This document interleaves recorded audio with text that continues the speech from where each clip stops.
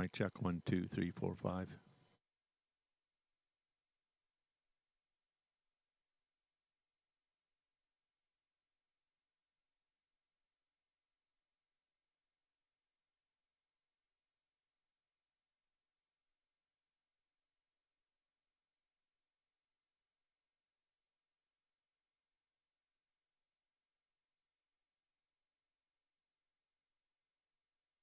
Mic check 1 2 3 4 5.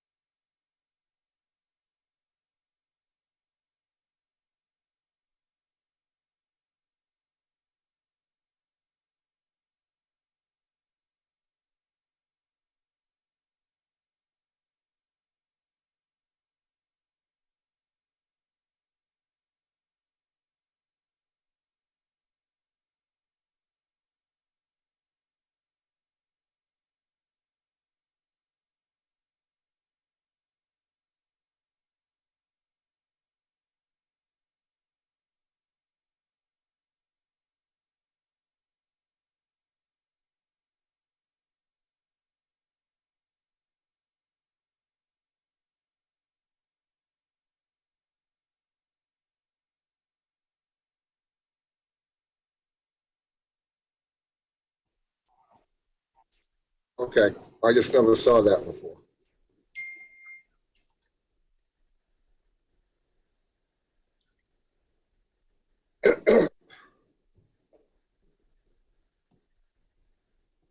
So much paper.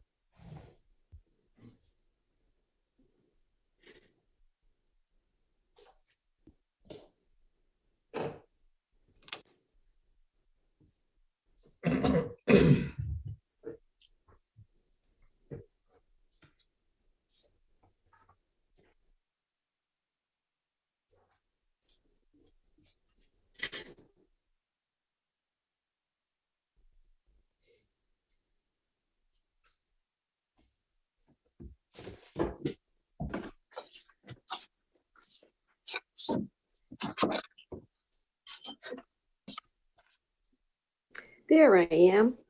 There you go. Hello.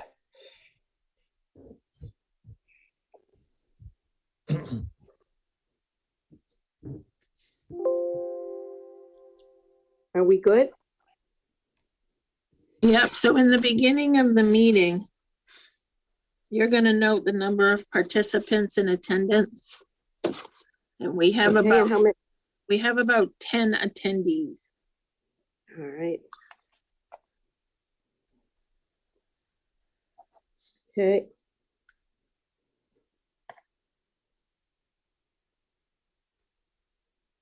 Okay, thank you. I would like to call the meeting for the Selectmen, January 13th, 6 p.m. to order. The board went into an executive session per MRSA 1-405-6E to consult with town attorney regarding pending litigation with regard to recall petition. There was no action taken. Next is to approve the December 22nd Selectmen meeting minutes. So moved. Second. All in favor? Oh, I have to take the attendance. Ed, Aye. Pat, Aye. Alan, Aye. Mike, Aye. and Sheila says aye. Motion passes. This is, next is the public forum. This is an opportunity for anyone who wants to address the Board of Selectmen with any issue that is not on the agenda. Just to let the public know, we have 10 people on board with us for this meeting. Do we see any hands? Okay, moving on. We will have the annual investment presentation by H.M. Payson. So Dave, can you bring up Dan Lay and Noah Petrucci from H.M. Payson?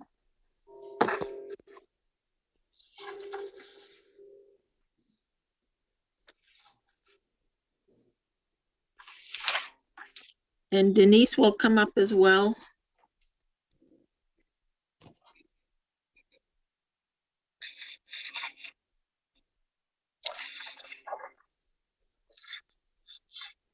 She's already in the panelist.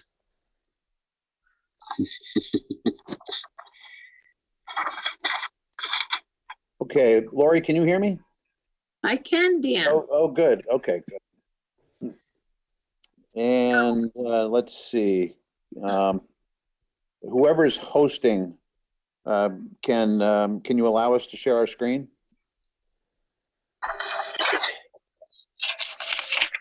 Should be able to share. Noah, you want to try and share your screen? See if you can. Sure. So just so you know, Noah and Dan are here with us from HM Payson. They handle our investments, including our trust funds. And this is our annual presentation where they give us an overview of the performance of the investments.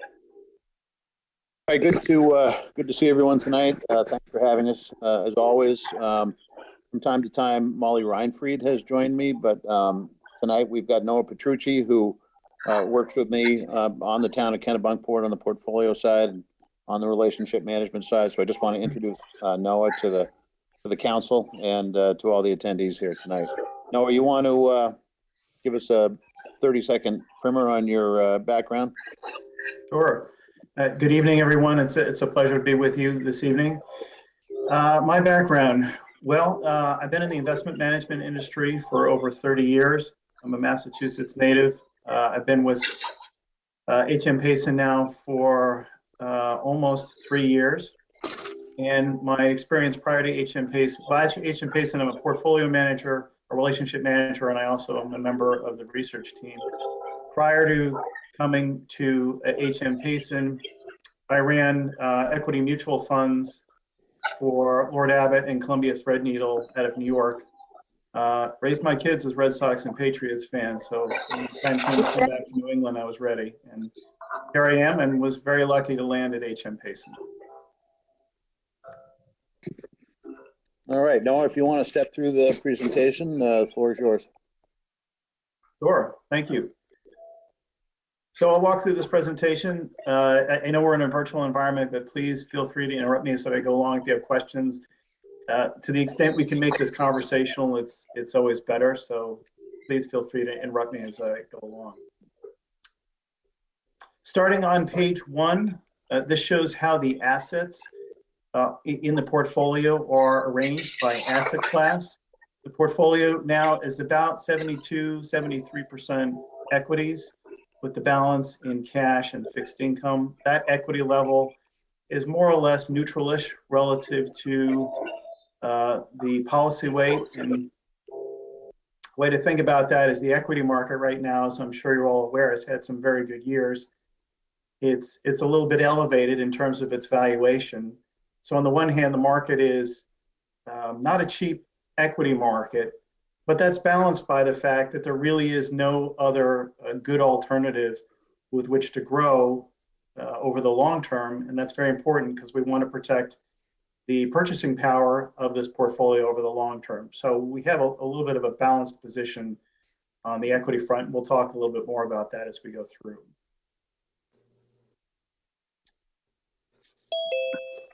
This is a performance chart, which I'm sure you've seen this format before, but just to recap, the shaded bars here show the performance of the individual asset classes in your portfolio. And then directly below those shaded bars are the benchmarks that we use to measure our performance against. And then going across this page are arrayed various time periods. I'm not going to go through every number on this page, but I'll go through a couple of these columns and then pick out some what I think are important numbers to talk about.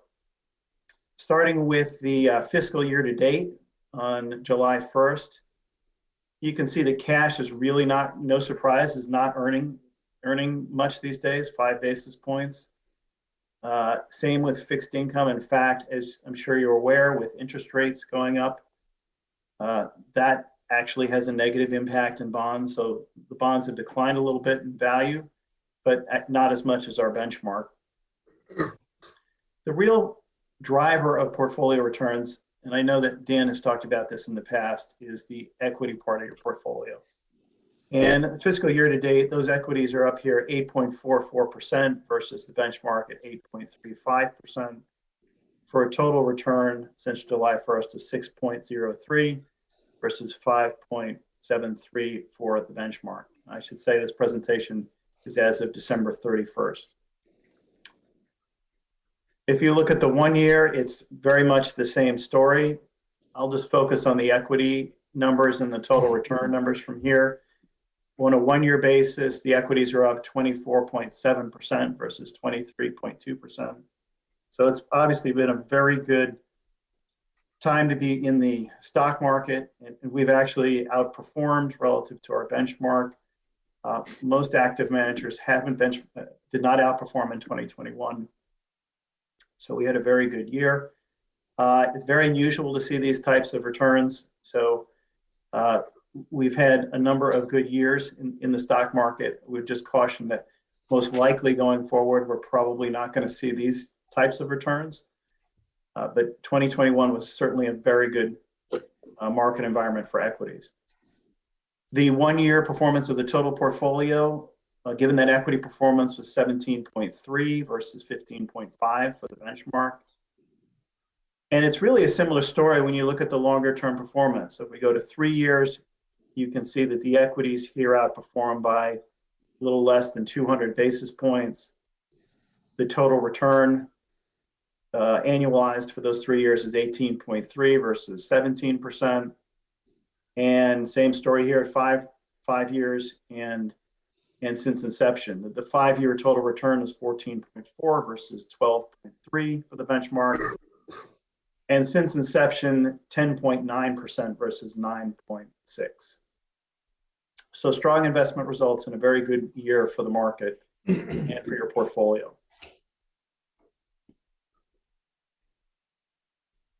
This chart shows you graphically how the portfolio has grown. That is kind of call this the Blue Mountain chart. So if you see the what looks like a blue mountain there. That's the value of the portfolio over time, basically going back to since inception.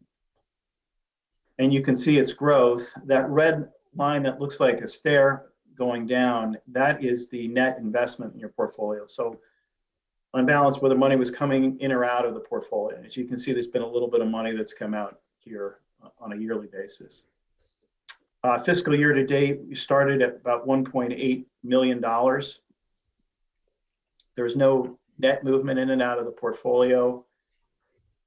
And the investment gain here was a little over 104,000. So we ended up at $1.9 million, 1.94, that's where we are today. And since inception, it's always nice to go back and look at these charts. You started with 1.1, call it 1.2 million. Almost 200,000 has been taken out of the account, but you've made almost $1 million in investment gains. So the value of the portfolio is, again, that 1.9 million, 1.94 million where we stand today. And just to jump in here a little bit, as Noah said, this is really to be able to translate the percentage returns into actual dollars. It's a pretty instructive chart, and it also just illustrates the power of compounding over time. So the committee that was responsible and the board that was responsible for allowing these funds to be invested on a total return basis has resulted in a lot more money to distribute, obviously, to the fire companies and the other beneficiaries of the trusts.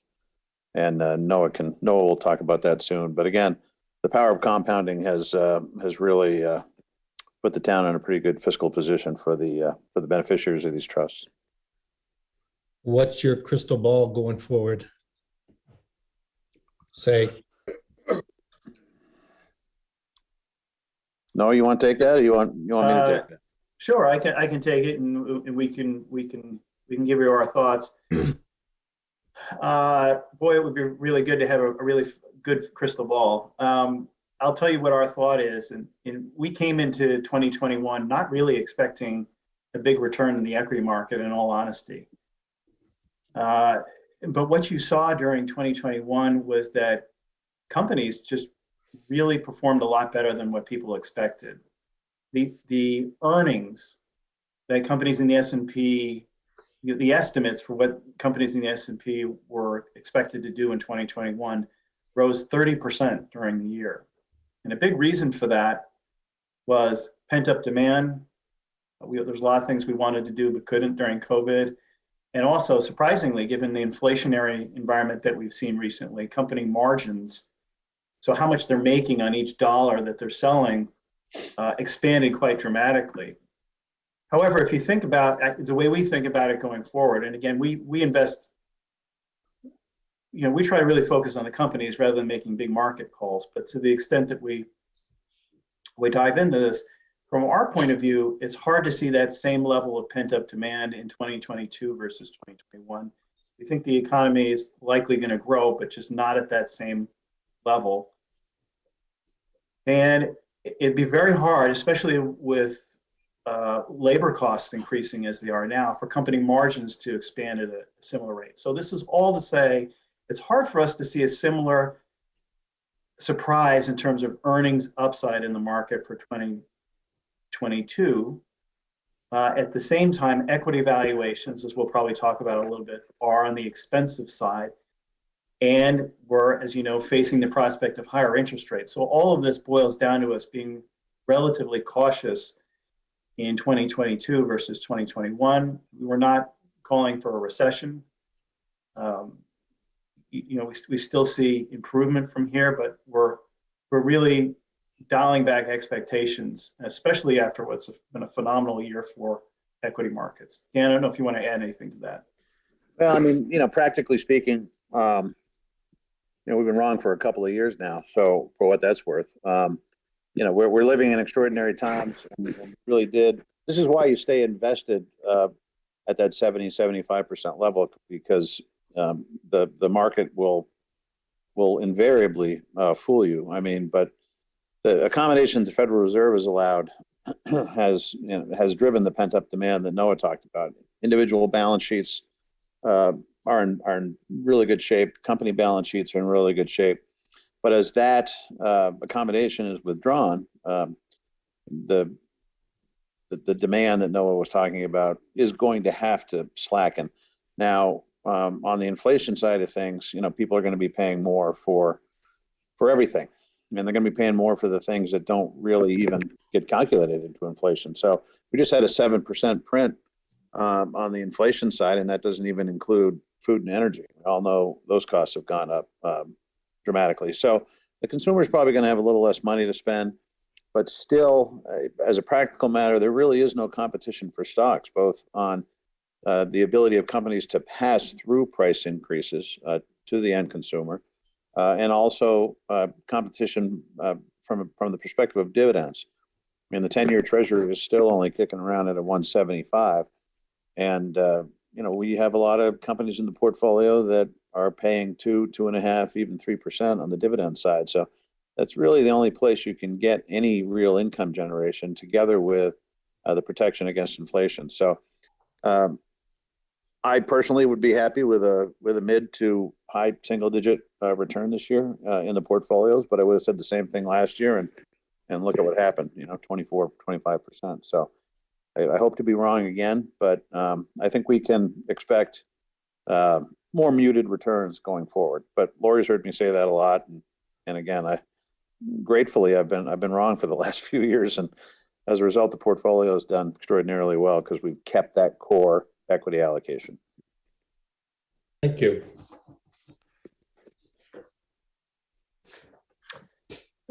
Dan made note that we had some information here on distributions. Lori, I don't know if you want to comment at all on this slide, or, the point I would just make is the Kittredge Trust distributions, have been increasing over the last few years. But I don't know if you had any commentary that you wanted to add here. I would just say you can see where in 2018 we went to the 4% spending calculation versus an income-based approach, and we went through the legal action to allow that. And you've seen since then a continued growth in those annual distributions, and I think you can relate that not only to the growth we've seen in the investment, but also because of the formula we chose, which looks at the past 8 semi-annual balances. So it evens that out so we don't have large jumps one way or the other.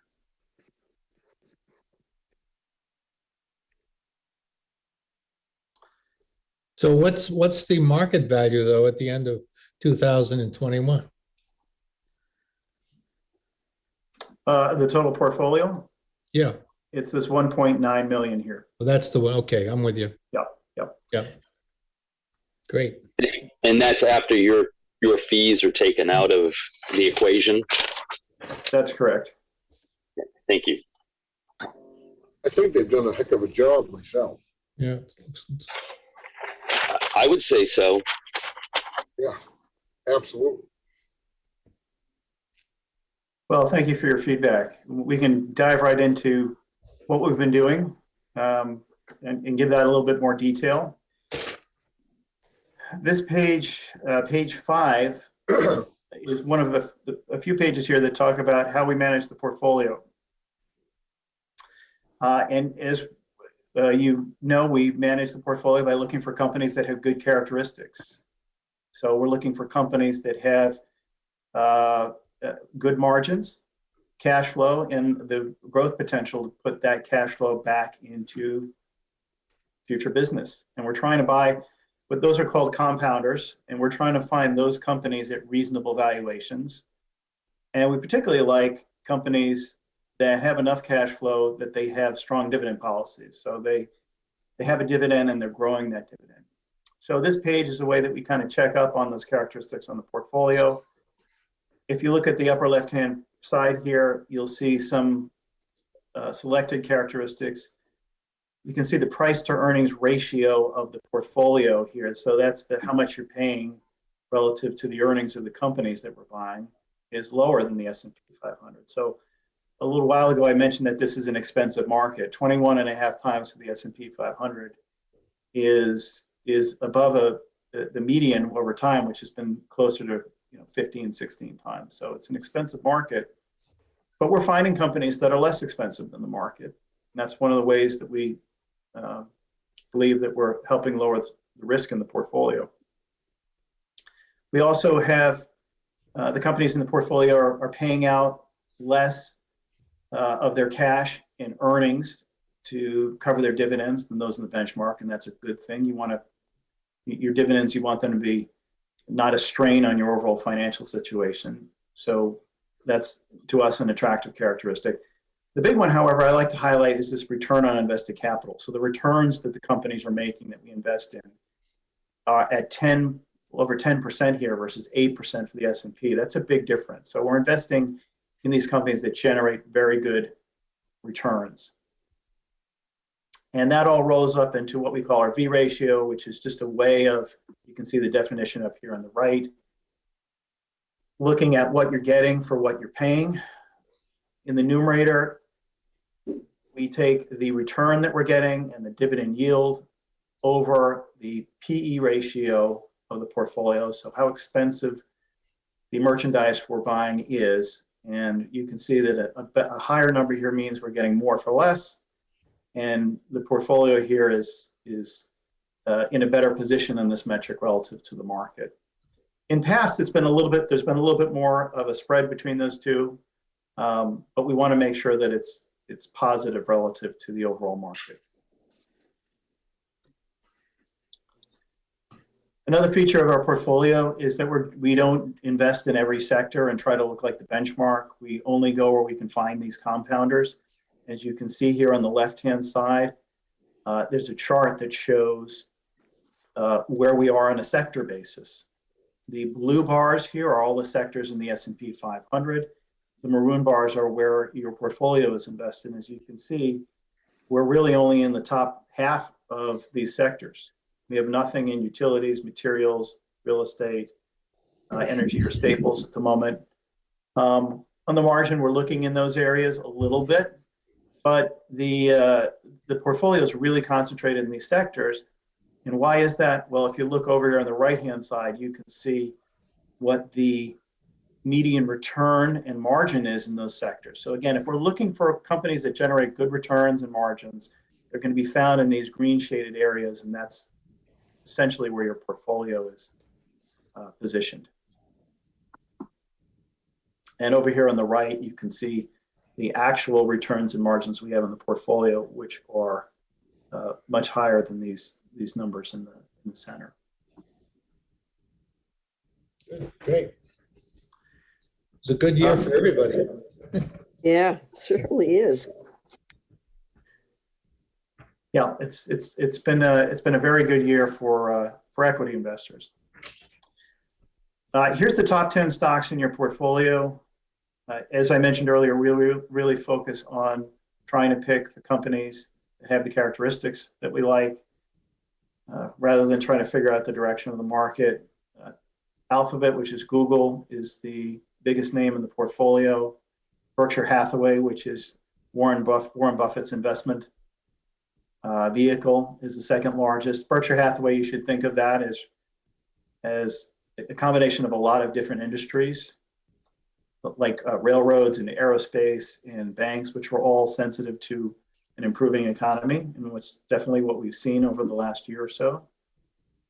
But interesting, you look down the rest of these top 10, a lot of these are technology and healthcare names that really became more valuable once we entered this new world that we're living in with COVID. Google being the biggest name in the portfolio has benefited from people spending a lot of time online and functioning in a mobile environment. Microsoft also benefiting from that. Accenture is a technology consulting company. So as companies have had to think about how to re-architecture their technology in this new environment, that's benefited Accenture. Pfizer, obviously, the beneficiary of its phenomenal work on vaccine development. That's really a tremendous story in healthcare, these new vaccines, and also the pill that they've developed that you can take once you get COVID. Johnson & Johnson,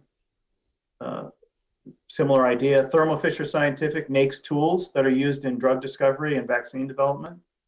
They also make COVID test equipment. CVS Health, which is a new name in the portfolio, it is still possible to find things trading at 10 times earnings, and this is one of them. And CVS Health, we think, is turning into a much more broad-based healthcare company. We like the direction it's going. Broadcom is a semiconductor company, and S&P Global is a rating agency. There's some summary statistics here for the top 10 in the portfolio.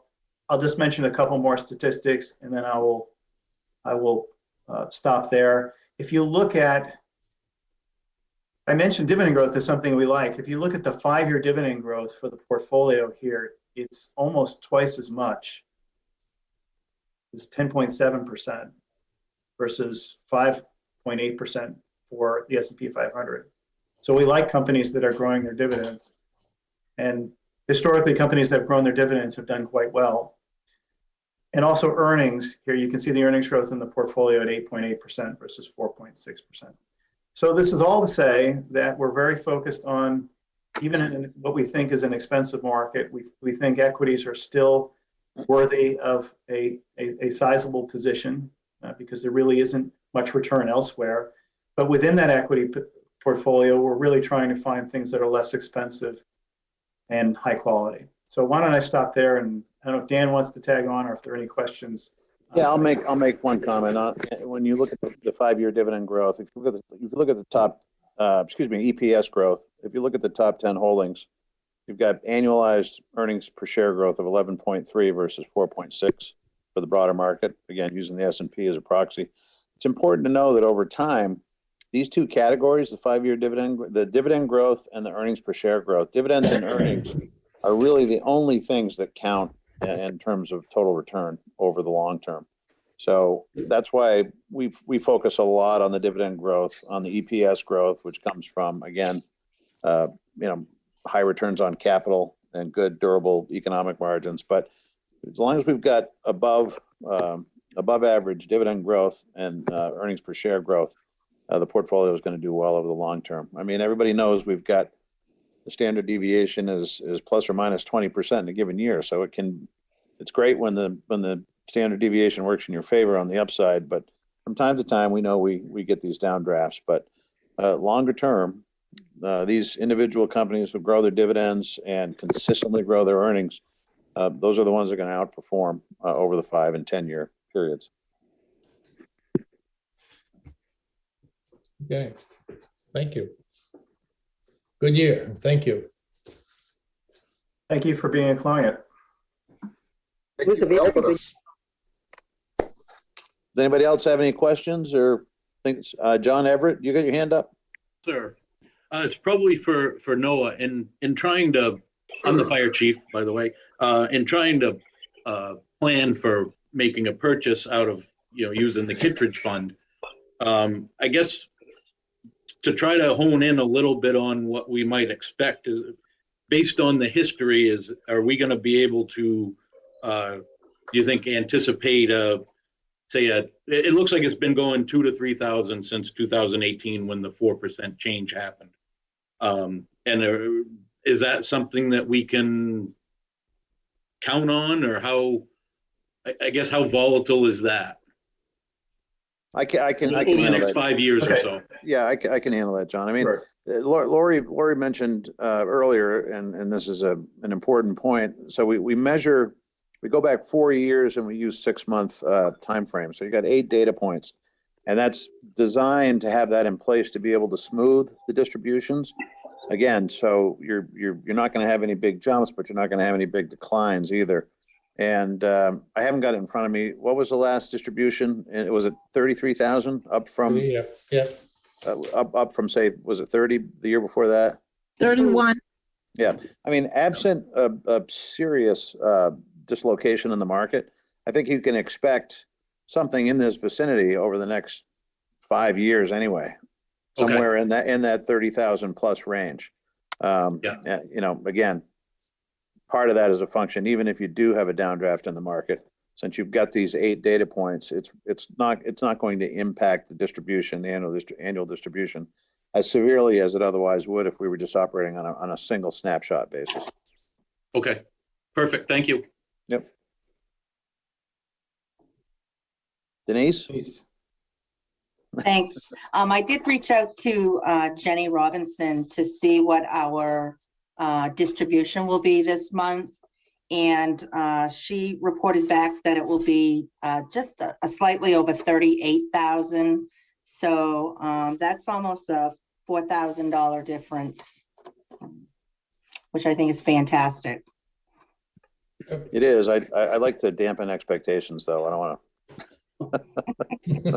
to. Don't get used to it. Yeah, exactly.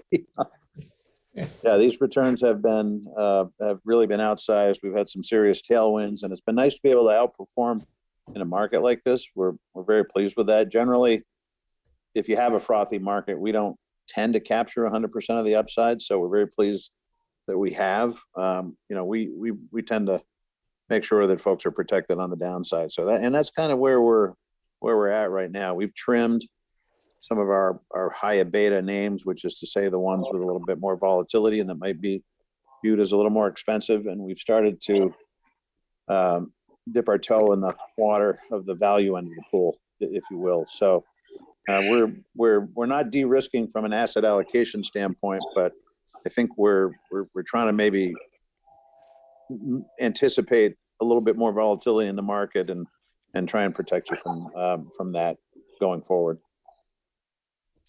Great, thanks. Great. Good job. All right, well, thank you all. If there's nothing else, we'll leave you and to the town's business. All right, thank you. Thank Thank you you. very much. Thank Have you a good very evening. much. Thank you.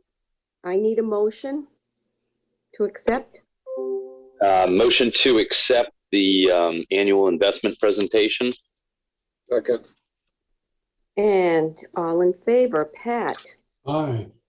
Mike, All right, Alan, Aye. Ed, Aye. Phyllis says aye. Motion passes. Very good. It's good news. Very good news. Very good news. Moving on, award bid for ANSI certified class 2 jackets for the fire department. Class 2 jackets, not 2 jackets for the fire department. Jay?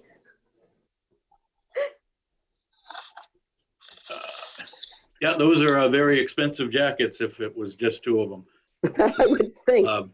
Yeah, so what these are is these are jackets that I would issue to my personnel.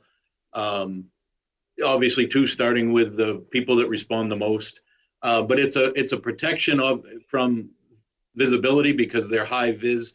The ANSI certification is based on what kind of roads you work on, and these are good for 50-mile-an-hour roads or less.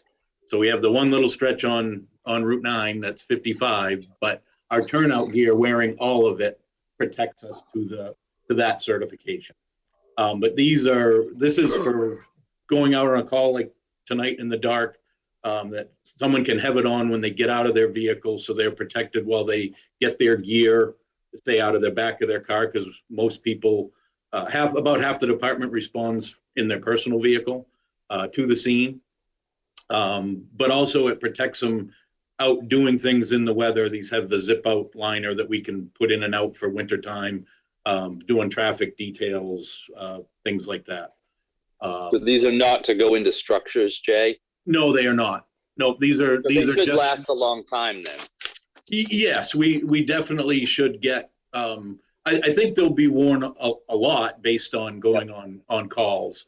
But there's nothing that says we have to replace them like our turnout gear every 10 years for our interior people. Do we have any now? We don't. This is something I've wanted to do, and that's why in the memo you have, I carried forward some money from last year so that I could specifically do this. And then there was a carry forward as well that didn't materialize like I thought it would. of a higher expense going forward in my physical line that I have to do for people that are interior qualified for the respiratory protection law. There was a change at Workwell, and their prices went way up because the doctor was the doctor was doing tests based on a different standard, but it wasn't a standard that we had to follow necessarily. So that hasn't happened. So when I carried forward that money, it was to cover the increases I thought was going to happen. And so far in the first 6 months of the year, it hasn't happened. And I'm still leaving a couple $1,000s of that carry forward to protect my budget for if it happens to start creeping up again. Thank you. Yeah. Well, I'd like, unless there's any other discussion, I'd like to make a motion that we purchase 30 of these jackets from Bergeron Protective Clothing for a total of $9,323.40. I think it'd be good for your esprit de corps too. Absolutely. That's, yep. Second Second that. that. Yep.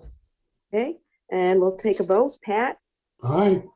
Mike, Aye. Alan, Aye. Ed, Aye. and Sheila says aye. Motion passes. Very good. Thank you very much. 7, capital improvement plan. Lori? So in your packet, you have a memorandum. You have a presentation we're going to go over tonight, as well as a spreadsheet on our capital improvement plan. So each year we do prepare a capital improvement plan to get feedback from the board about priorities. These are what staff recommends based on what we're seeing. And we have departments here tonight to give an overview of the CIP items in each department. This is a plan, as I remind you each and every year, versus a budget, but this will feed into the budget. So Denise Brown, our finance director, worked diligently on this. And so I'm going to turn it over to Denise to lead us through. Okay, can you guys see that, or is it cut off on the side? Gotcha. I can see it. Good to Okay, me. perfect. I'm going to start this presentation with some basic information about a capital improvement plan. And then the town manager and the department directors will present their individual requests. What is a capital improvement plan? It's a financial planning tool that lists proposed capital projects and capital purchases. It identifies, coordinates, and prioritizes the needs and coordinates the funding and timeframes for completion. And it provides repair, replacement, and construction of facilities and focuses on preserving our infrastructure. What's the process? In conjunction with the preparation of their annual budgets, each department is asked to identify and provide capital project requests to the town manager. Careful consideration is used to prepare for long-range planning. Staff have compiled, to the best of their knowledge, a complete list of capital needs. While hard to do for future purchases, best estimates were used to prepare this plan. Keep in mind throughout this presentation, there are a variety of funding sources for these requests, which include operating budget, reserve funds, bonding, trust funds, grants, and even some private sources. Capital assets are defined by the town as assets with a cost of $10,000 or more and a useful life in excess of 1 year. You may see a couple of smaller items in this plan. Before we move forward with individual department requests, there's one more thing I'd like to keep like you to keep in mind during this presentation. At your next meeting, you will be presented with the FY21 audit, as well as the annual fund balance transfer. Per the policy, any undesignated fund balance amount in excess of 18% gets transferred to the Capital Projects Fund. This year's amount is $1.2 million, bringing the general capital project account to a $1.4 million balance that can be used towards some of these proposed projects.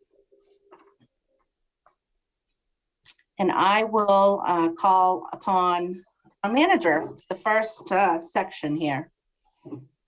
So for administration, I'm also going to call on Jamie Mitchell and Werner Gilliam if Werner's here. Jamie, do you want to just talk about the records preservation? Oh, I think Jamie is in the attendees. So I will just speak for her. You can see here the books that we're preserving over time. And every year we've been contributing about $5,000 towards this. This continues this path so that we can continue to make movement in terms of our records preservation. I think town of Kennebunkport is very fortunate to have documents from the beginning of the incorporation of the town, which is very unusual for a municipality. In terms of what else is in here, we're really discussing the town hall construction. So you can see that I have put in the CIP about $400,000 for the design and engineering of a new town hall. Originally, when we first looked at this project, we had in here about $3.5 million. That has increased with the cost estimates that we've had updated based on new construction costs. As you know, everything has gone up. Basically, the town has been reviewing the need for a town hall for over 20 years now. And we did do a programming space analysis and estimated that we needed approximately an 8,000 square foot building. We are suggesting that we move forward with that design and engineering as the first step in that process.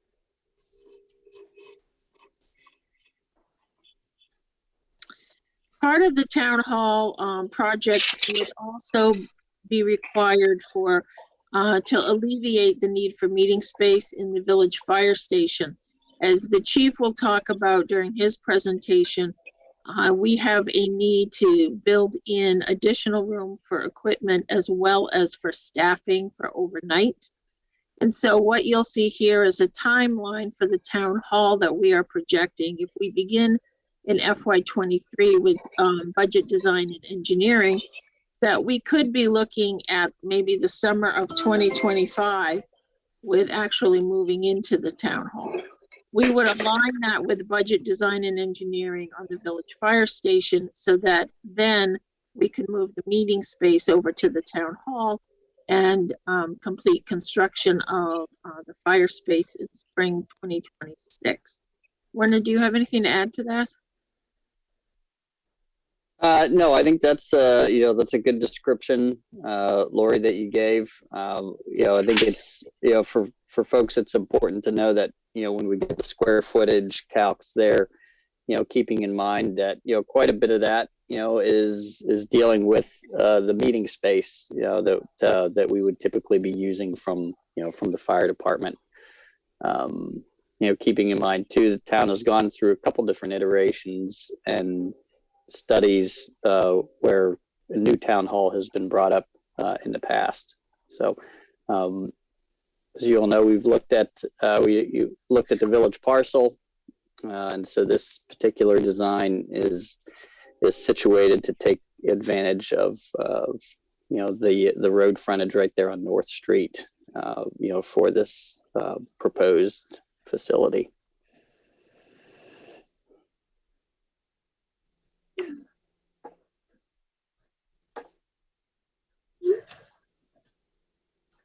Okay, is Jay available? Yep. Okay, you're up. All right.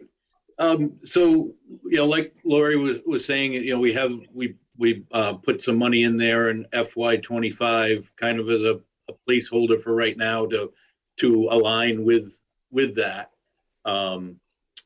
And again, it would be this renovation for the fire station is to get us to when we eventually have to start hiring per diem firefighters. I'm not asking for that in the FY23 budget, just so you know. I think we're still pretty good, but I do see that coming in probably the next 2 to 3 years, and planning to try to be ready for when that happens. A couple of the things on mine, you'll see we're replacing a couple of trucks, engine 12 and ladder 34. It was a great presentation from HM Payson because there's a relatively good chance that the more expensive truck, the ladder truck, could be purchased out of the Kittredge money with the way that's growing.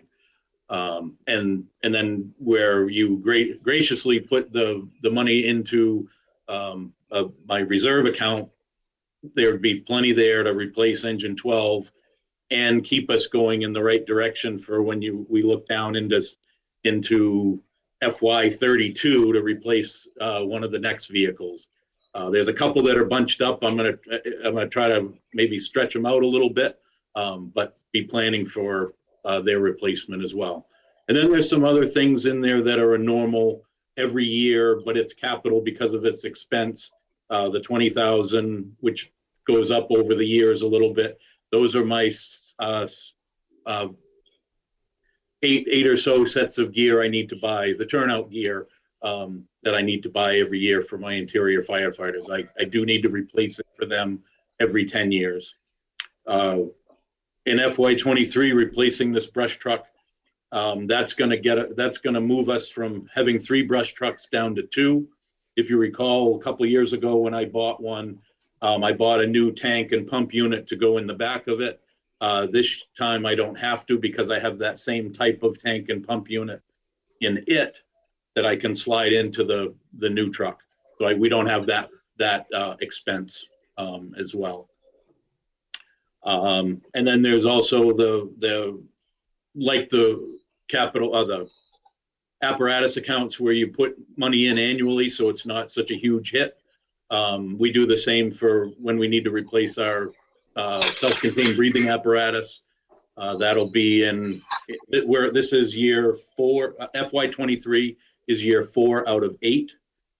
So 4 more years after this budget coming that we'll be making that purchase. And I estimate it right now anyway, and I keep adjusting the numbers as we get closer, but to be around $320,000. But we're taking it in $35,000 chunks, and so we'll get there. I think we will be at like 316 then. I have a question. Sure. On your inflatable boat, you're looking to replace it. 20 years old, but you say here that you'll still be able to reuse the motor from the old boat? Yes, because fortunately for the town, the fire companies had repowered the boats that they had in their station. I have 2, I think they're 17-foot inflatables. So those motors are, I think, one they replaced right before I got here and one since I've been here. So they're 5 or 6 years old at the most. Okay, thank you. Yeah. So I for the boat, I'd just be looking to replace a boat, and one of my trailers is getting a little aged, and I'll get rid of the boat that's in the worst shape and the worst trailer.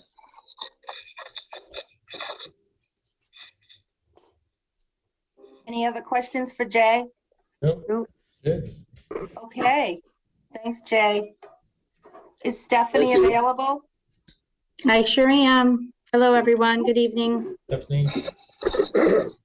Okay, so in the Parks and Recreation Capital Improvement Plan, you'll see in this upcoming year, I have 3 items. One is a mower replacement. The Recreation Department has 2 mowers.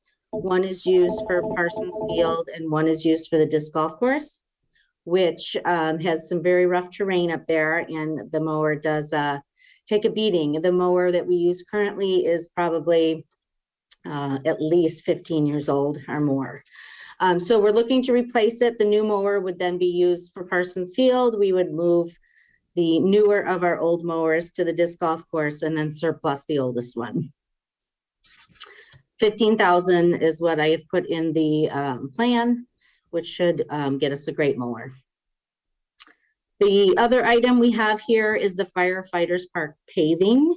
And just as it says here, it's due to the increased usage with the mailboxes there. So we're looking to pave the entrance and the parking lot there. The third item here is the master plan work for Firefighters Park, Parsons Field, and the village parcel. So we are looking to get a plan together for these spaces. We have great green space here in our park system, and getting a plan will give us just the groundwork to set the course for meeting the needs of the community. We have lots of ideas of what needs to be in the parks, but we don't have a plan on how to do that. So having a professional come in, they'll talk to all the stakeholders, talk to the staff, talk to the selectmen, and most importantly, they'll talk to the community and see what is needed. So they can put that plan together for the parks. Our goal would be to have some spaces for all types of age groups, from families with young children to teenagers to adults and seniors as well. So I know this is it's a big undertaking. It's going to take a lot of work, a lot of resources to do this, but I think the future of the parks and the community is worth the investment.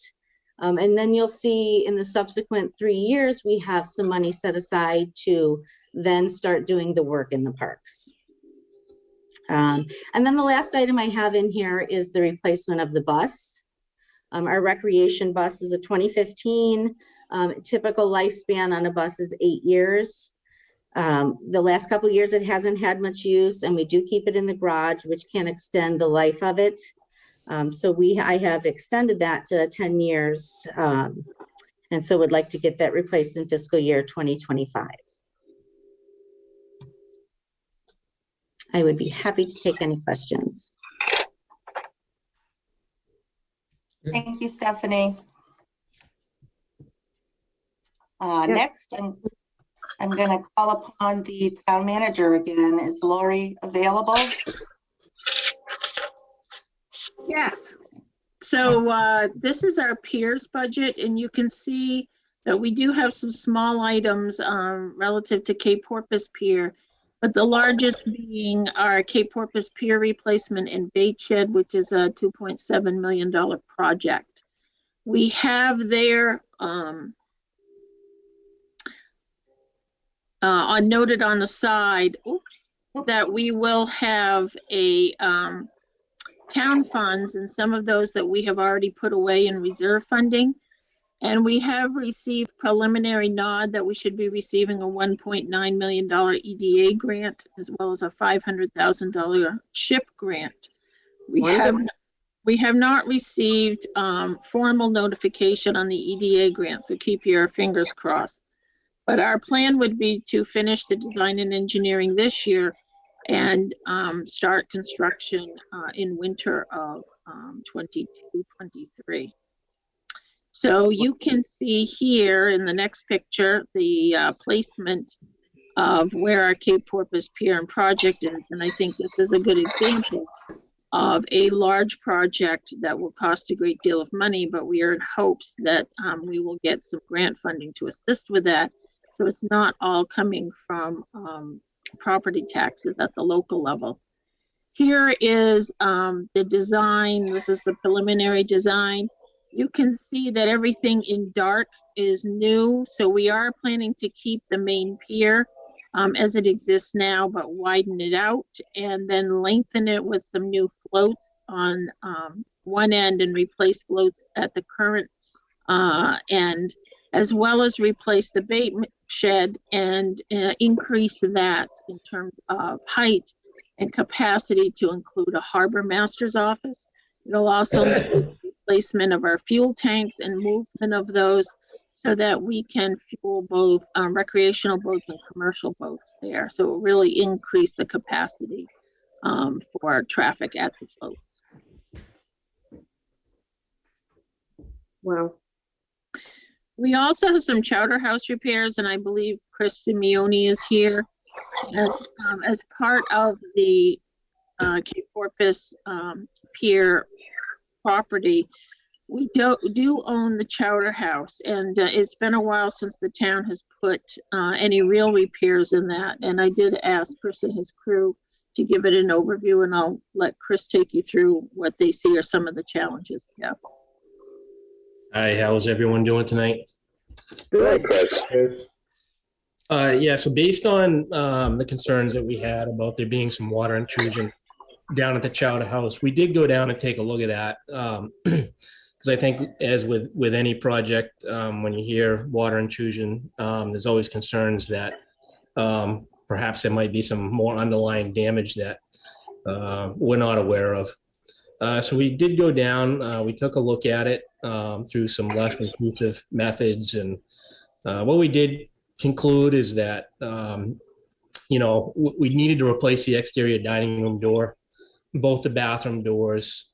There is some flashing work that needs to be redone outside. And with that is going to come some siding replacement, possibly some replacement of some of the sheathing and interior paneling within the restaurant due to some of the water damage. Some of this damage is related to the gutter system. The gutter system right now is in poor condition. So that's kind of contributing to all of this. So that needs to be looked at and redone as well. There's an exterior staircase that goes up to the storage area above the restaurant as well. That staircase at this point is starting to get severely dry rotted. That will need to be replaced as well. And looking at that, we did conclude that it wasn't properly attached to the building. So we would like to rehabilitate that as well. And as with any project like this, I am fairly confident that we'll run into other minor repairs along the way for damage that we can't see. So we put a number of $40,000 in there to cover these repairs.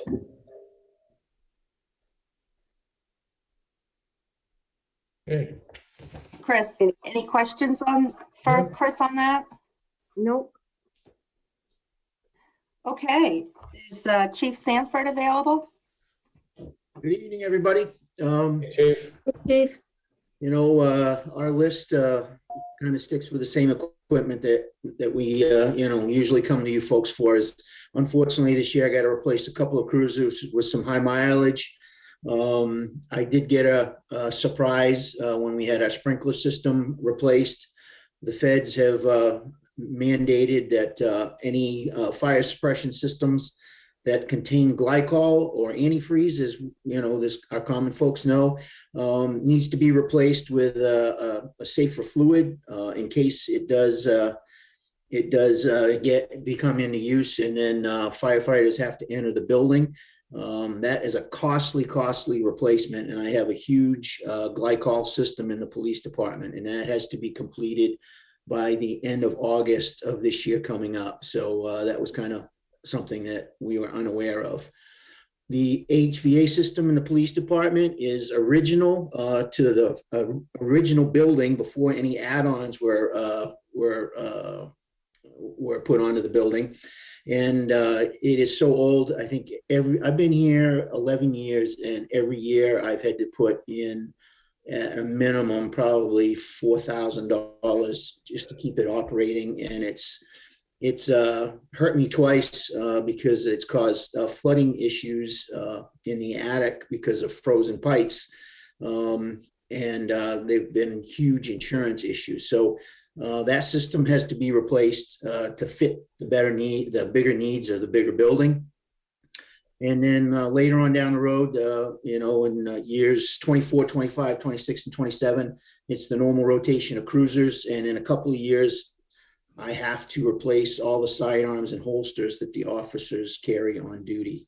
We don't get anything special. We get what's affordable, but also a good working weapon system. And I have to replace those holsters as well.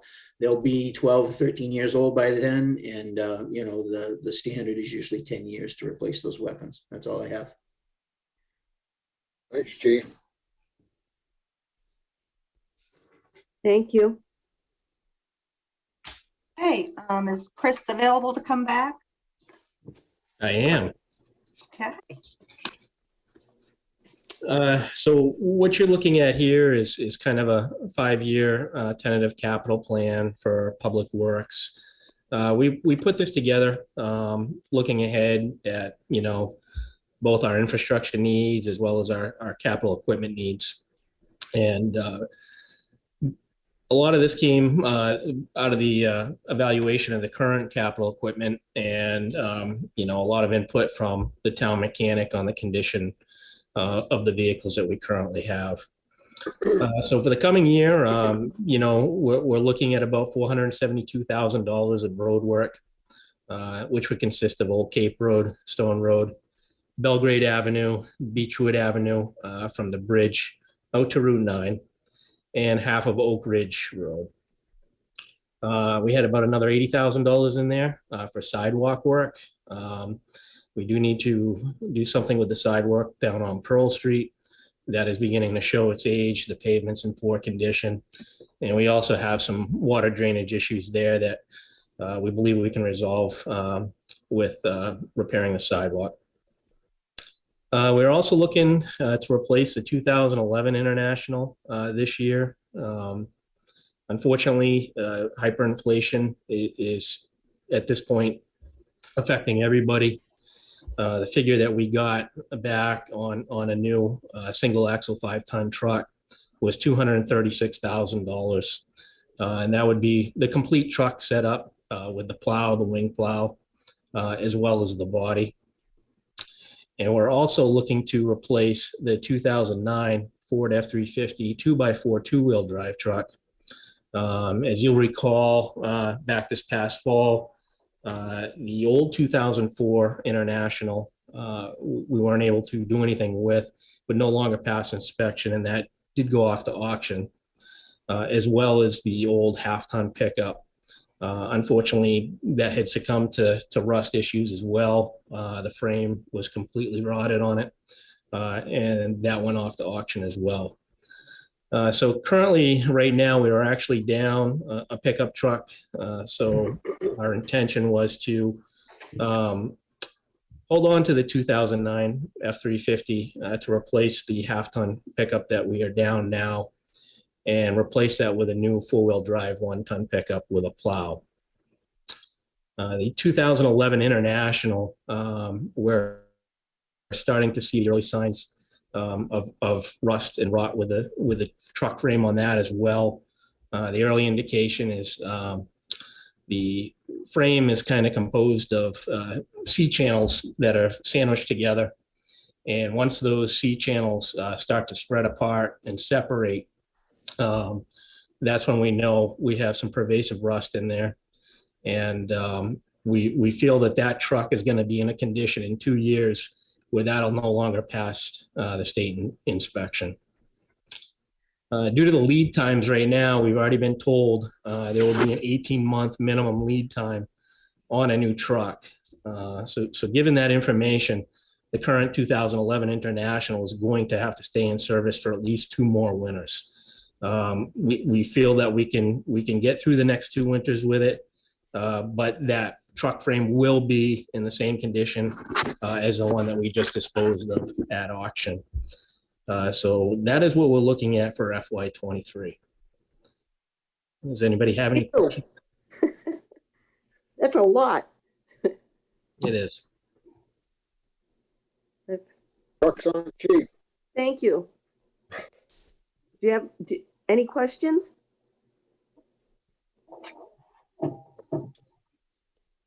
Thanks, Chris. Thank you. Town Manager Lori. Yeah, so we have in here Pier Road sidewalks, as well as some village parcel.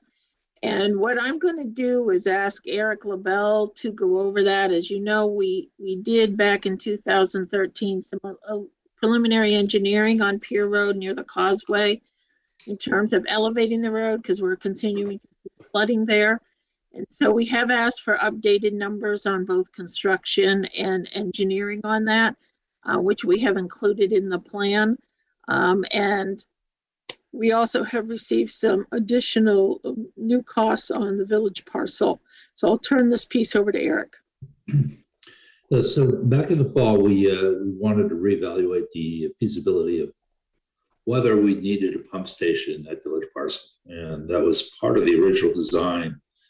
We decided, we thought that we could get gravity sewer from Reed Lane over to the Village Parcel and possibly service that area with gravity. And we just wanted to affirm that with Acorn Engineering. We engaged Acorn Engineering to evaluate that. And, we won't have to make some modifications to some of the existing infrastructure, meaning storm drain crossings. But we feel that we can do that. With that comes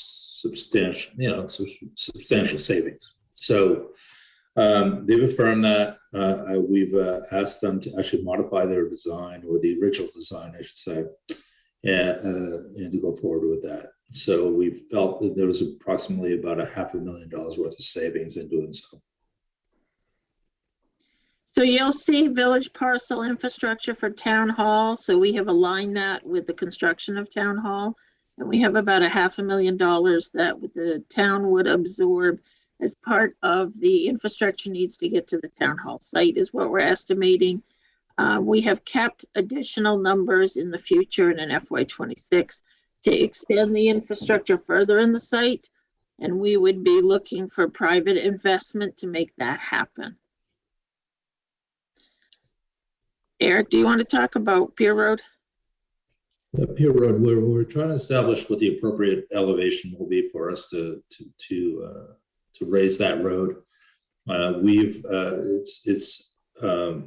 So we're really looking at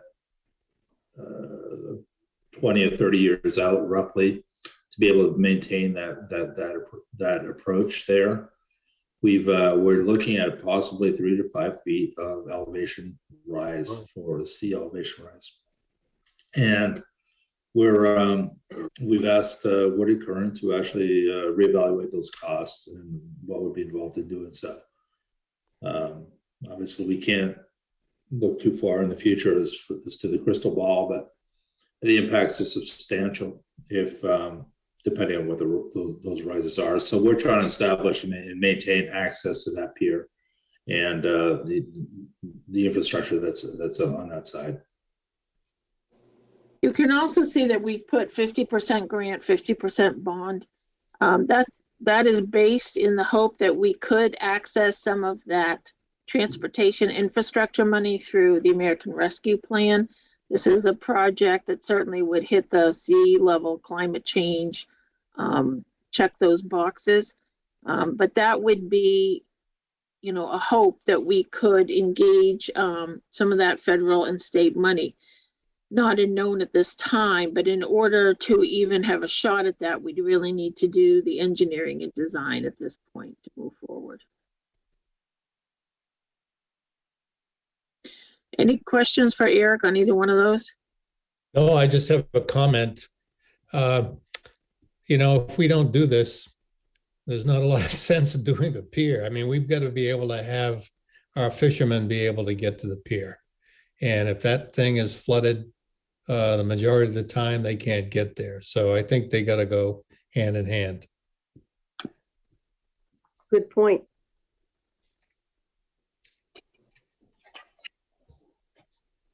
So the next couple of pieces on that is the village parcel zoning.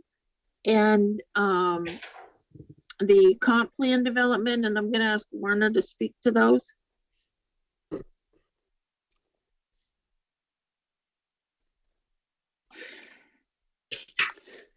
Hello, everyone. So yeah, as we move forward with looking at, what the future of Village Parcel holds, we know that, based on the feedback that we received through the Village Parcel planning process, that the development of that property is going to require some zoning amendments. And so to that end, we know that that it'll be a significant project that we need to look at in order to develop a meaningful, well thought out zoning classification. One of the things that that Lori and I have discussed is the concept of including within this what's often referred to as a form-based code for this parcel. And probably the simplest way to think about a form-based code is that it's based more on on visual performance standards, as opposed to kind of numerics. And so form-based codes tend to have photographic examples of what streetscapes are supposed to look like, and things of that nature, as opposed to just straight out numerical designs or specifications. This is pretty typical in terms of what's being used in areas that have different elements of mixed use within those areas. So that's one of the things that we're looking at undertaking in that in the development of the zoning standards for Village Parcel.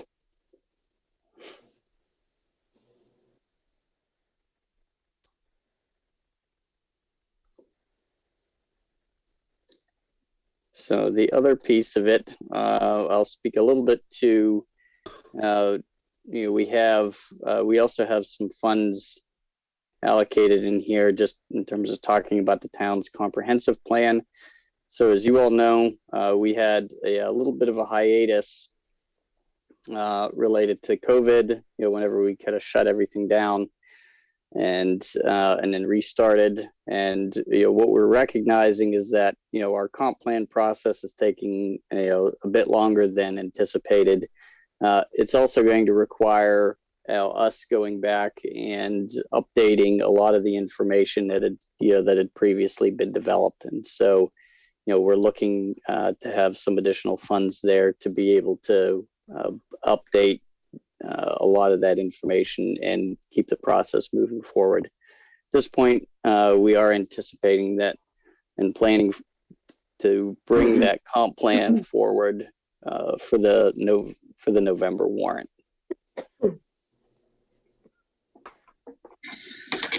Werner and I also have in there funding for sea level rise planning. So part of the issue we're seeing along the Kennebunk River, as well as at Cape Porpoise and at Goose Rocks Beach, is the impacts of sea level rise on town infrastructure as well as private property. And we think it would be appropriate to spend some time in public engagement and education in understanding what that looks like in terms of a time frame, what the impact will be, and to engage the citizens in what are the priorities and what are acceptable solutions. And so that would be the sea level rise planning. In terms of the LED streetlight fixtures, as you know, we purchased our streetlights a couple of years ago now, and the streetlight committee is examining what streetlights make the most sense going forward. And so we are planning for their replacement in the near future. The last item is automated waste collection bins. Due to the labor shortage and also due to changes in operation for waste collection, we have been informed that we will likely not find someone to undertake waste collection in Kennebunkport in a manual system in the future. Our contract expires in August of 2024.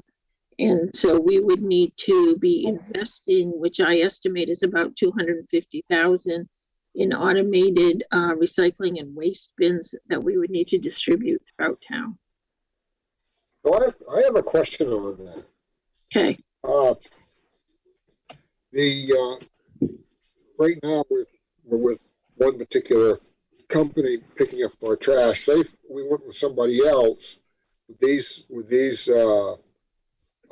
containers, would they be able to be used by another company if are they going to be made for the company that's doing the job now, if we still have that particular company, or are they going to be generic enough to be able to be used with other companies? Yeah, they would be generic enough. They're not that particular in terms of configuration, but they are different so that the automated trucks can pick them up. Okay. So, Lori, what you're saying is that the town would be responsible for purchasing the trash cans for the residents with a T. Right. In order to have automated pickup, there needs to be a continuity between all the bins. And so we need to be able to control the inventory in order to provide that service. So these bins would be picked up by some type of apparatus on the truck and dumped automatically? Yeah, basically the bin has a hook, or a bar, I should say. The hook comes down from the truck and picks up the bar and dumps the bin. Would this be just like they use in Kennebunk? You see that? Yes. Yep. Okay. Right. Absolutely. If you look from town to city, you'll see the bins are very similar in look. You can have smaller ones or larger ones, but yes. So I'd say that's something we'll need to budget for. What we wouldn't ask the resident to purchase their own? So in order to get a contract for the entire town, the company would want to know that we're providing those so that they can be assured that everyone will have the same bin. And we would just give them out as people want. We would deliver them, is my guess, to each resident. To each property. That's what most towns do, I believe. This is my first time experiencing this. I always thought people purchase their own. Well, they do now, but they're all different. Right, but I mean, they would purchase what is required. Yeah, the norm is when it goes to an automated system is that they will purchase the bins and then distribute them. Okay.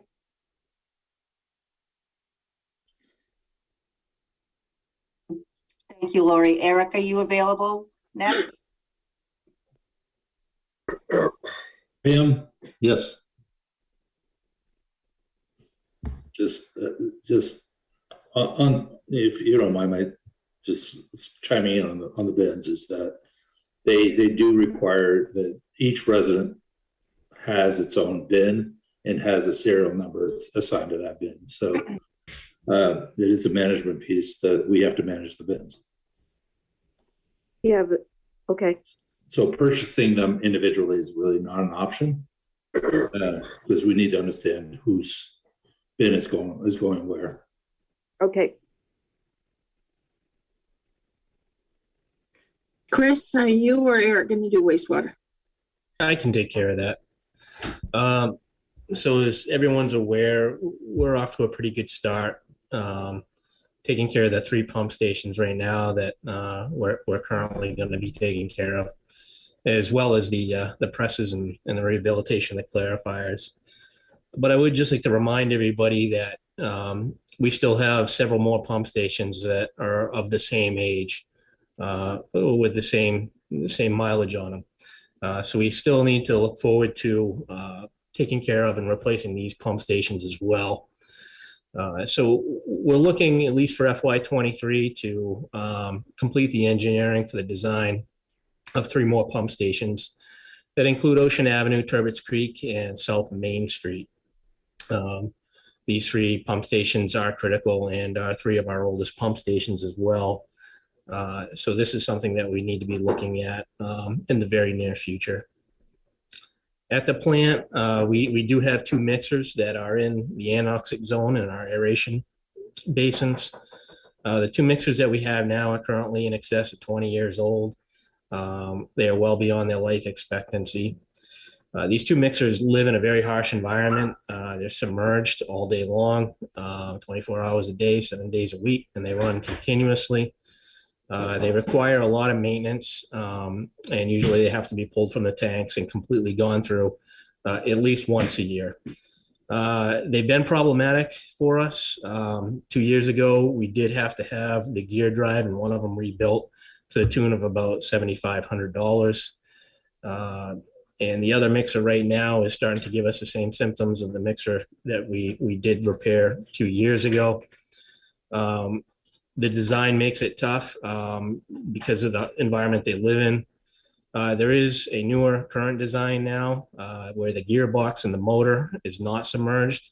It's above the water line. And that's what we would like to replace the 2 existing mixers with. And at this point in time, it's going to be about a $50,000 replacement cost for those. There does have to be some steel work that is done to accept a kind of a catwalk, if you will, so that you can actually mount the new mixers to and service them from. And then the rest of the 5-year forecast that you see here is obviously other pump stations and equipment in order of replacement based on the evaluation, the assessment of the condition that we have now. Is this an increase from what we had last year? We had a lot of stuff last year. I don't have last year's with us. I just want to know generally, did we find more stuff that needed to be fixed? Yeah, so you know, the biggest ones, Mike, are obviously capital replacements like the pump stations.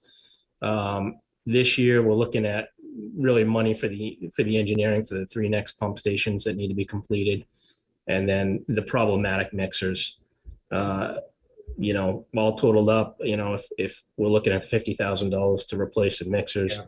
Capital is down from last year. You know, the engineering. And Chris, I think what Mike's asking is there more on the 5-year list? Yeah, and there was. That's why I'm asking. Yeah, I'm not a criticism. I just wanted to know, we did a substantial review last year, and we identified a lot of things between us all, between you all. And I just question if it's gotten worse and there's more in here. That's all. I haven't got last year's in front of me. And no, this is pretty consistent with what was there last year. We're just trying to stagger our approach to the engineering and replacement of the pump stations. Okay, that's what I want to know. Thanks.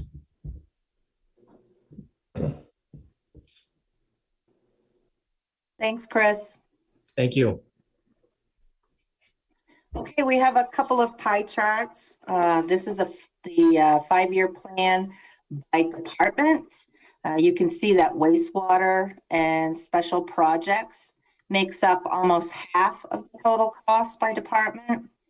Again, special projects is made up mostly of the pier road construction and village parcel. Wastewater costs are made up mostly of the pump station upgrades. And as a reminder, the wastewater costs are in an enterprise fund and not in the general fund. Public Works and Administration make up 15% each and are mainly comprised of road improvements and equipment in the new town hall. Coming in close to those 2 departments is the fire department, which includes the fire station upgrade and apparatus. This chart shows you the funding sources.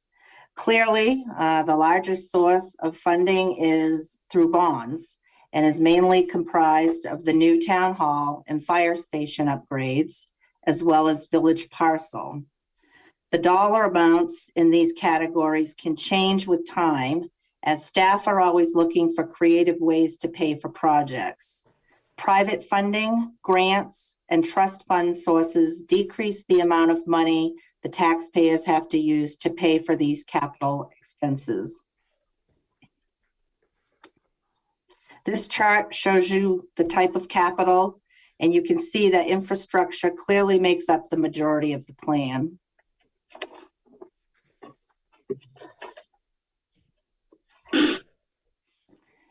In summary, this plan is meant to serve as a long-term planning tool that provides a list of proposed capital improvement projects for the 5-year period. It serves as a guide plan for future expenditures and gives our citizens the ability to see how the town is spending taxpayer dollars towards the maintenance, upkeep, and improvement of town-owned property, equipment, facilities, and infrastructure.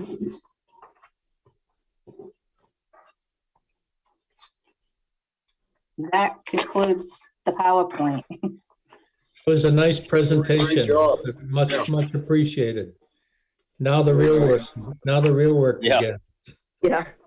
It was a great presentation. I would just like to take a moment and thank Denise for all her work. She worked really diligently with the department directors, and all the department directors put a lot of effort and time into the CIP, especially more this year, to try and identify all those issues.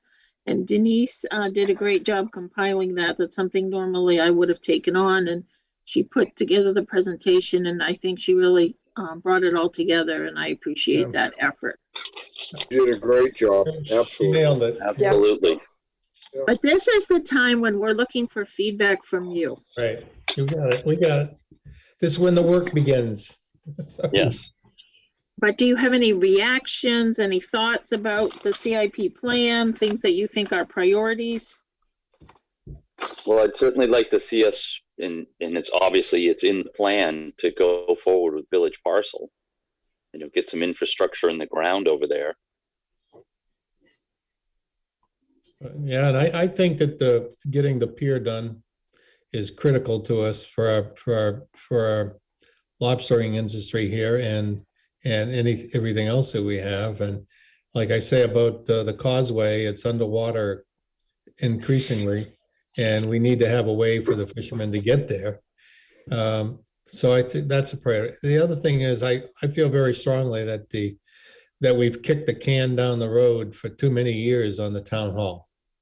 And our town hall, although the people are functional, the layout and the physical facility is not really functional for what we need to do. So and seeing as we have to move eventually to per diem firefighters, and we got to redo the fire station, I say they go hand in hand. They need to be done too. And of course, the wastewater, we've talked about that last year. They put together a great plan.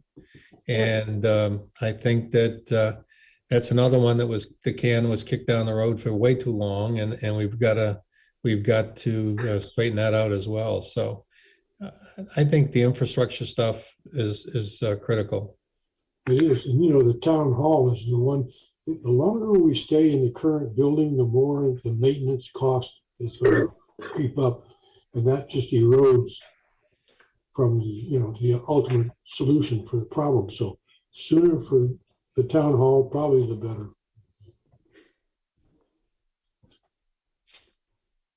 And it didn't sound like there was anything frivolous going on either. No, I didn't see anything that was frivolous. Absolutely nothing.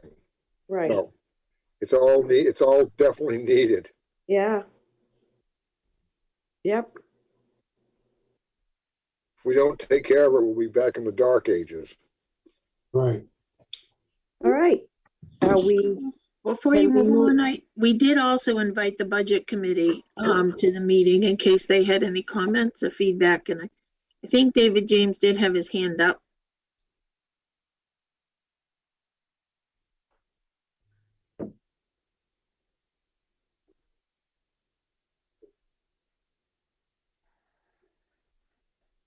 Unmute.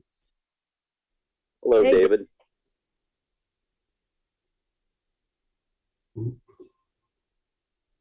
He's still muted.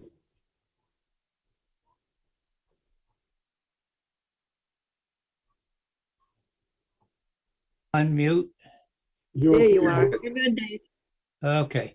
My question simply was, it's a big number of dollars for the future 5-year plan. Do you have any idea how many times it is larger than what we spent over the last 5 years on our capital improvement program? Is it two times, 3 times, 4 times, or 5 times bigger? I'm just anticipating what the impact's going to be. Right.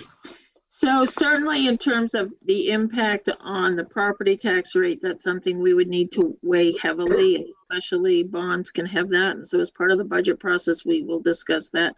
I think some of the items that you're seeing here in terms of the town hall and the wastewater and even the vehicles, you're seeing construction costs and just equipment costs continuing to increase. And so it is having an impact. And I would say that this 5-year CIP is probably larger than what we have seen. I mean, the last time we had Pier Road on there, I think we had it estimated at $1 million, and we're over 2 million now. Yeah. So that's just one example. Okay. Well, thank you. Just a thought.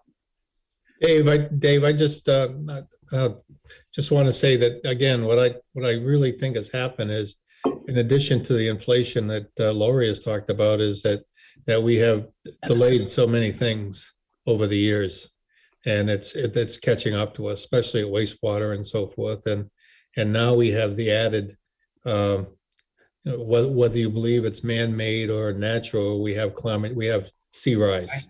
I agree. And- Yeah, and absolutely. Got to go after it. That's all. Yep. All right. Thank you, David. And can we move on? Number 8, review of correspondence from Norman Hansen, Detroit, regarding school board recall initiatives. Lori, do you want to? Sure. So in your packet, you see correspondence that we received December 22nd regarding the opinion on the school board recall initiatives, particularly in regards to the town of Kennebunk, but it also involves Arundel and Kennebunkport. Since then, the school board did take action to take legal action in regards to the recall, and we did receive a complaint. And so the towns of Kennebunkport and Arundel have been named as parties of interest in a lawsuit between the RSU and the town of Kennebunk regarding whether or not the towns have the right, or the voters in the towns have the right to recall school board members because they are part of an RSU board.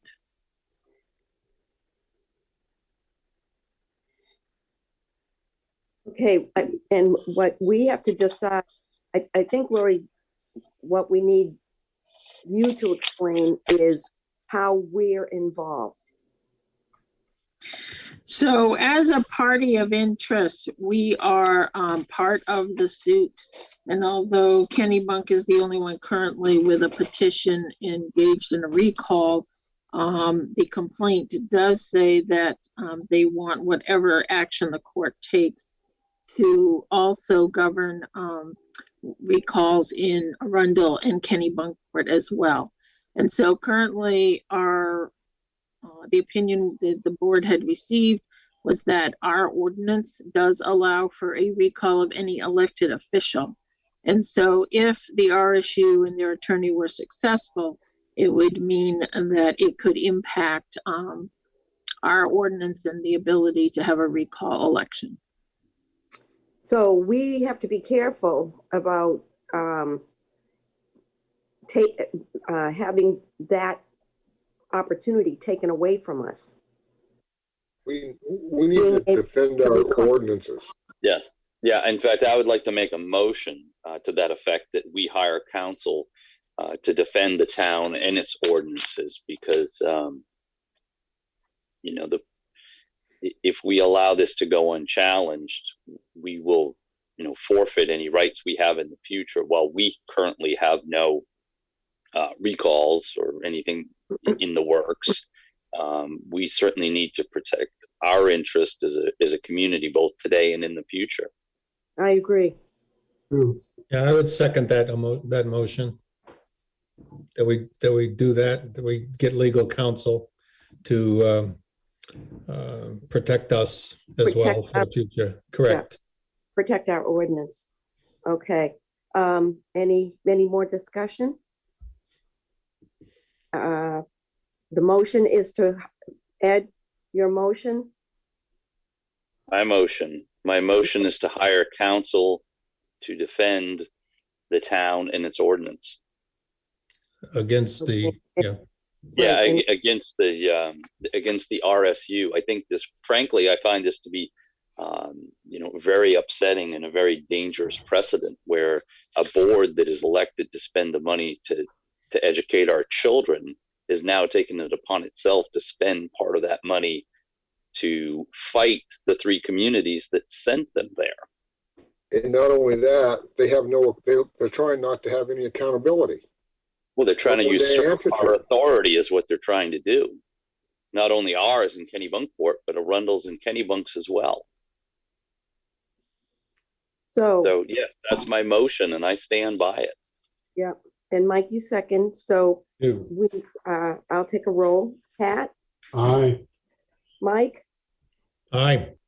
Alan? Aye. Ed? Aye. And Sheila says aye. Motion passes. So Lori, you have the okay. Thank you. Accept the following donations. $250 donation from Helen McConnell to the nurse's account to assist with supplies, equipment, training, or any other needs. $1,000 from Atlantic Hall to the Emergency Fuel Fund. Motion? So moved with much appreciation. Second. And Pat? Aye. Mike? Aye. Alan? Aye. Ed? Aye. And Sheila says aye. Very good. Thank you very much for donations. And we're into other business. Where shall I start? Pat, do you have any other business? You have a short-term rental update. Did you want to do that first? I thought Lori might handle that at the end. I don't Oh, know. at the end. Okay. No, I have nothing else. Alan? Nothing, thank you. Mike? Nope. Ed? I would just like to make a clarification. I believe I misspoke when I said that the RSU is trying to usurp our authority. Really what I meant to say, or should have said, was they're trying to usurp the authority of the voters of Kennebunkport. It's not the Board of Selectmen's priority to remove members of the RSU, but those who sent them there to begin with, i.e. the voters. So I'd just like to make that clarification. Very good. And the only thing I have to say is I want to thank the volunteers who helped take down the decorations for Prelude. We had a successful Prelude season, and I want to thank the Highway Department for helping us out. So thank you very much. And Lori. So I'm going to call on Werner since he's here. We just thought we would give you a brief short-term rental update. And so I'll let Werner do the honors. Sure.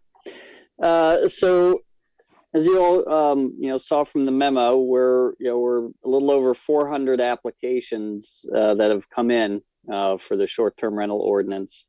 And as of the time of the memo, which was the 10th, we had approved about 387 of those. And so we're working through kind of the last, ones that are, or maybe, have some missing information or have some extenuating circumstances that we're working through. So from what we understand, it's generated about 160,000 in revenue at this point. Just a couple of reminders for folks, and I know we've had a lot of feedback from folks that have had some difficulty with, getting copies of the certificates. Those folks, if you have run into, that issue with not getting it emailed, please, make sure you check your spam filters, things like that. And if you still don't get those, we're more than happy to resend the copies of those certificates for folks. Also a reminder, there are no defined eligibility requirements yet for 2023 and beyond. As you all know, we're going to be, continuing this conversation, with short-term rentals, here with the board, on what eligibility and future cap numbers, may look like for 2023. Reminder as well, properties that were bought in 2022 are only allowed to be rented short-term if the prior owner had obtained a permit. And this same rule applies for Goose Rocks Beach. And that's as we get through the registrations, that we'll also be in touch with property owners to start working through the every 5-year inspection piece. And so those who have gotten their license should look to be hearing from us, as we reach out to folks to schedule those. So I would just like to take a moment and recognize the code and planning and town clerk crew for working on this. This was a tremendous amount of work.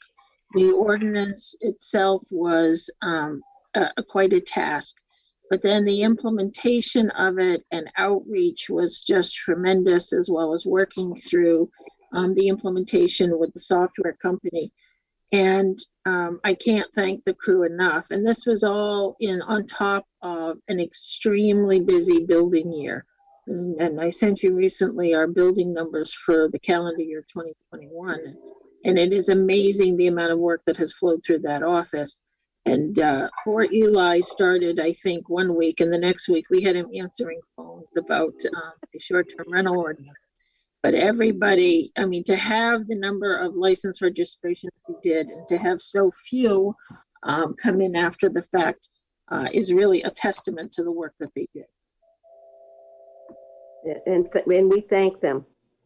Absolutely.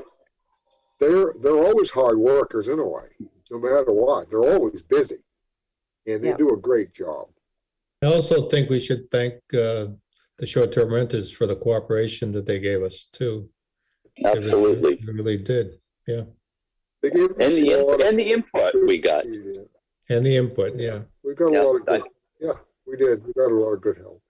Yeah. Yeah. I know there are people out there who probably aren't completely happy with what came out the other, what we implemented. Certainly, we made a lot of concessions, and we got a lot of really good input from the community, especially the short-term renters, and I think that we came out with a very good ordinance in the end. Yeah. So as we move forward with this, we'll be back in touch with you all just to keep you updated. And I know as we kind of move forward, trying to figure out some of the nuts and bolts, we'll be looking for for your feedback as we bring those issues forward. Good job, Warner, you and your crew. Thanks. Yeah. Yep. Thank you. Lori, do you have anything else? I don't. Oh, come on. Then I move the warrants. I can smell my dinner. Second. Did I get a second? Yeah. Yes. All right. Pat? Aye. Mike? Aye. Alan? Aye. Ed? Aye. Sheila says aye. And motion to adjourn? So moved. Second. And Pat? Aye. Mike, All right. Alan, Aye. Ed, Aye. and Sheila says aye. Thank you all. Perfect. There's See you guys. 3% of battery left on this tablet. Good I night, might everyone. plug in. All right. There was a lot